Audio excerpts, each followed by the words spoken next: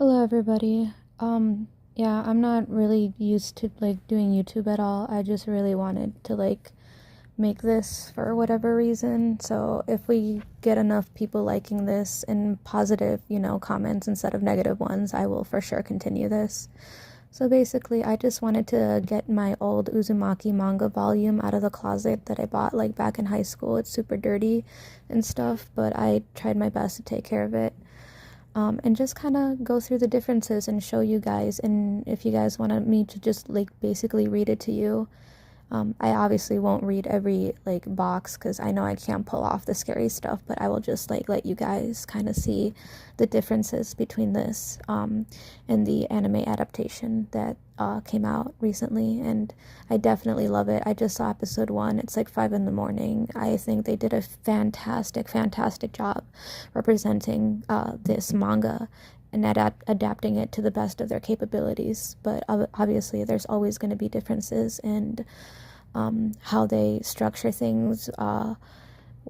They took out certain things for sure, and of course that's nothing bad, that's nothing that I'm against, but I just wanted to show you guys the difference.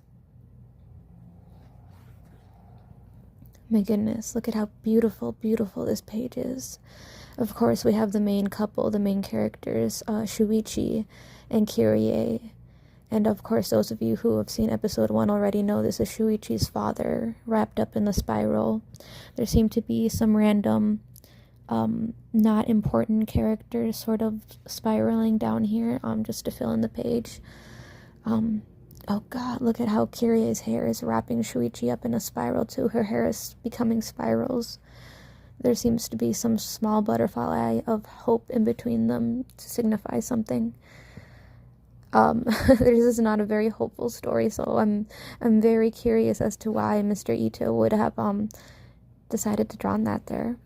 That is interesting. There is a chapter called mosquitoes, I believe, and butterflies, but we'll take a look at the table of contents in just a moment. Gosh, look at the detail on the tongue and everything. Oh my goodness, look at this. Jeez. So there seems to be some sort of snail creature right here with a messed up spiraled head. Some other spiral up there. I don't know if this is her brain becoming a spiral, but this is like the back of her head. Her eyeball seems to be mid-floating in front of her hair with a spiral. Her hair again becoming spirals. Jeez. In the table of contents, of course, is Shuichi's father upside down in the spiral. And then very briefly, let me go through each of the chapter titles for you all so that you kind of get a idea of what they kind of changed. So chapter 1, The Spiral Obsession, Part 1. Chapter 2, The Spiral Obsession, Part 2. Chapter 3, The Scar. Chapter 4, The Firing Effect. Chapter 5, Twisted Souls. Chapter 6, Medusa. Chapter 7, Jack in the Box. Chapter 8, The Snail. Chapter 9, The Black Lighthouse. Chapter 10, Mosquitoes. Chapter 11, The Umbilical Cord. Chapter 12, The Storm.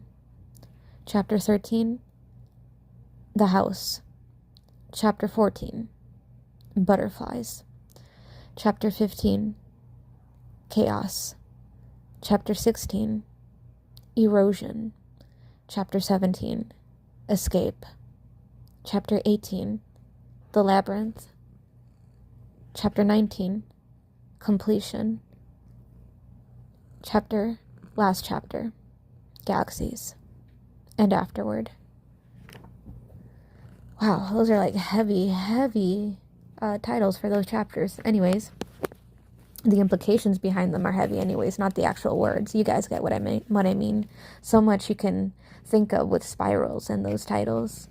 Come on, kitty. Don't be like that. I'm trying to make a whole thing here. So again, this first page here of chapter 1 is completely in color. Very beautiful. We have Kirie looking down upon Kuzurucho, where she grew up.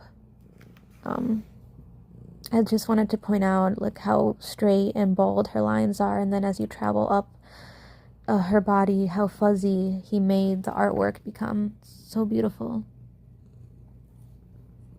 Come on, kitty. We're trying to keep it still here.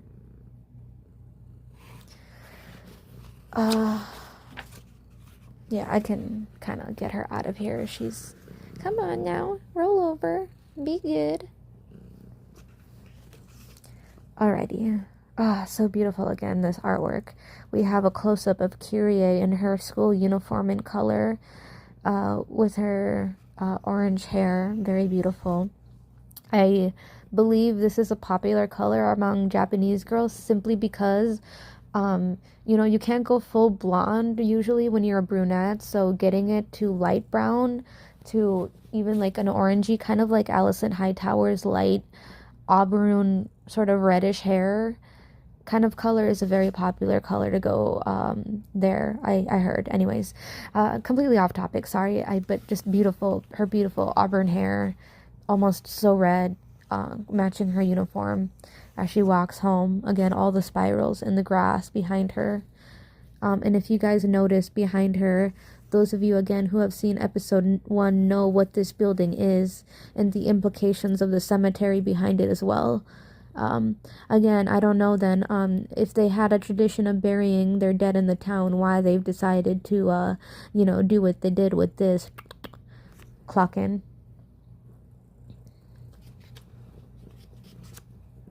So beautiful. Just, you know, grass overtaking the spirals in the grass, I mean overtaking everything, and Kyrie so small up here on the top. She thinks she's looming over the grass, but in reality the grass is almost consuming and overtaking her and everything else. I love the color of the trees he decided to go with in the background and the grass, and these are actually bushes, but they're so fuzzed out and foggy looking that you can't even tell these are bushes or anything in the background. And then of course here with the harsh lines you can tell now that they are bushes and they're grass over here. You can see how tall it is actually, the grass that's jutting out, that's slowly becoming spirals as well.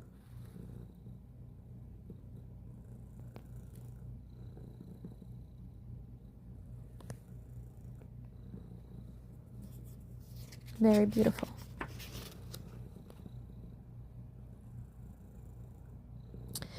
See here we see in episode 1, Shuichi and Kyrie were walking together when we encounter the first whirlwind.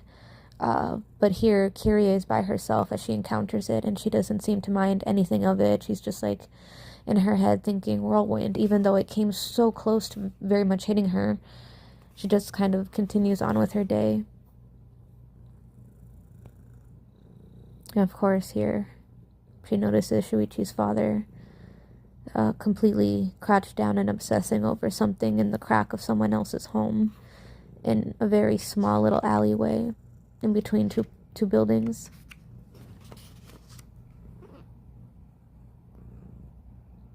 And she's completely shocked that he's unresponsive, to the point where she thinks in her mind, maybe it's not even him. He didn't even respond to my greeting. And he's just not even acknowledging that she's there, completely obsessed, looking at this snail shell. The snail shell, forgive me. It's not a snail itself, it's the shell. And of course, they completely adapted this scene very faithfully, with people walking to the train station, Kyrie waiting for Shuichi on the bench inside the waiting room. God, the animation on these swishes for the door were so beautiful. She greets him.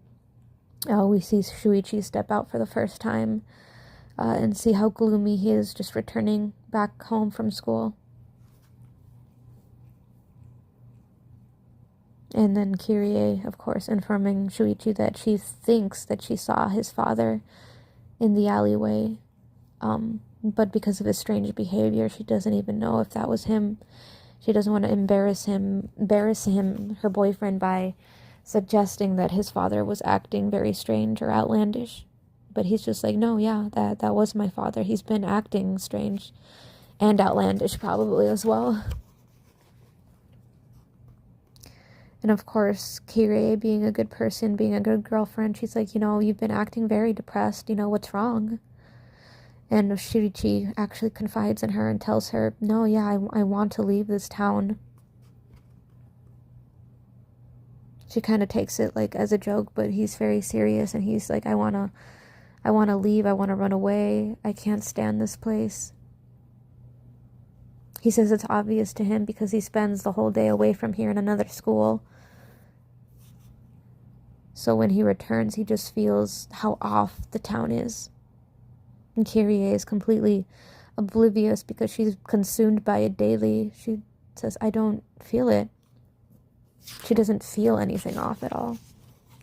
Even though we who just opened the manga completely see all the swirls and the spirals everywhere, Kyrie can't see it at all.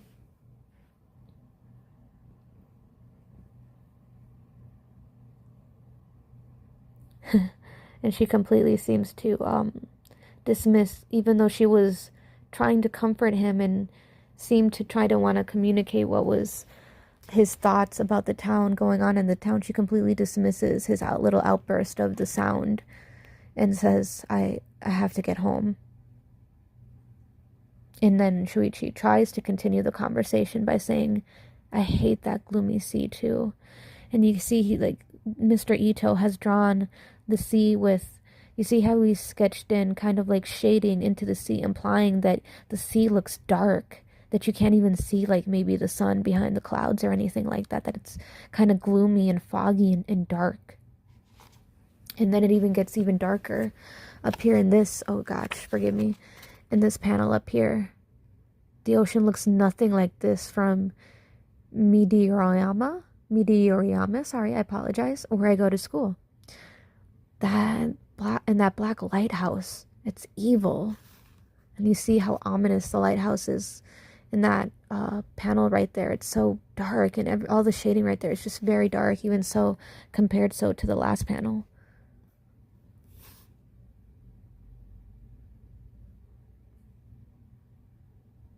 And he doesn't even imply that he's spiraling here. He doesn't even use that word yet. He says, I'm winding up. I'm getting wind up like a spiral. Well, he does say spirals. I apologize. I guess what he meant to say is that driving mad is what I believe. Yes, the terminology that he used in the episode was I'm going mad, or it's driving me mad. Where he simply says I'm getting wound up. I'm spiraling. And of course, he says it sort of muttering under his breath, and Kiri doesn't really respond much to that either in the conversation.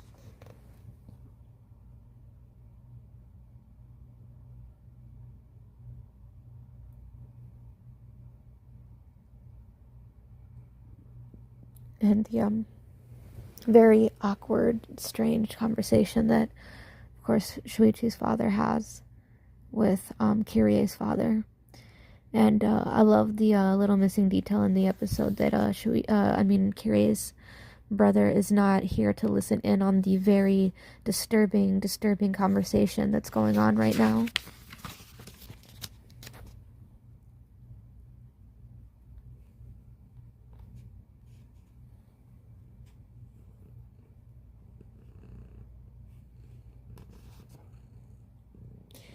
See, even the child, you can just, and then Kirie's father just up here in this panel. I'm sorry, let me get this away from the cat. Just look at how disturbed his face is. Gosh, I wish my camera phone had better quality to really capture her father's expression, but the darkness around his eyes, just now that he's like been listening to Shuichi's father go on, rants for a few minutes about his obsession, and the child who was kind of snickering in the